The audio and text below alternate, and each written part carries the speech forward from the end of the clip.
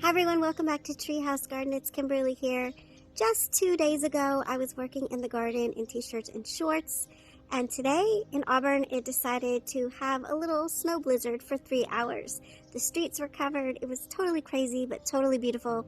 The snow has now melted in the garden, and I want to go down to the greenhouse and check on all my little babies. So join me as we head to the greenhouse to make sure everyone is still snuggled in safely, awaiting summer planting.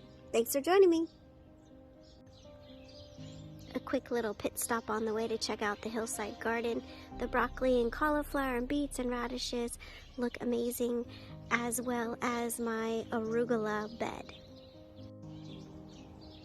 My peas are looking amazing, as well as my box of Swiss chard. Please ignore all the weeds. I'm working on it, getting ready for summer. And my lovely fava beans are looking amazing. All right, enough of the delays. Let's head to the greenhouse.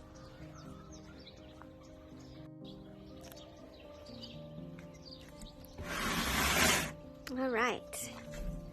Oh, it's nice in here. So we have trays upon trays upon trays of beautiful tomatoes. They're getting nice and thick and beautiful. Also have my new basil that I recently showed you how to do, as well as some squash plants and some cucumber and some very sad looking habaneros. I'm having a hard time with my peppers this year, but my other greenhouse is kind of the functioning greenhouse, so I moved everything into this new one because it's nice and tight and secure, so I can keep it nice and warm.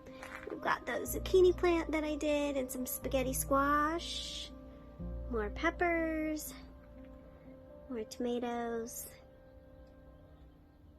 Overall, I say the babies did okay and survived the winter blizzard. Thanks for joining me at Treehouse Garden. Don't forget to seed the day.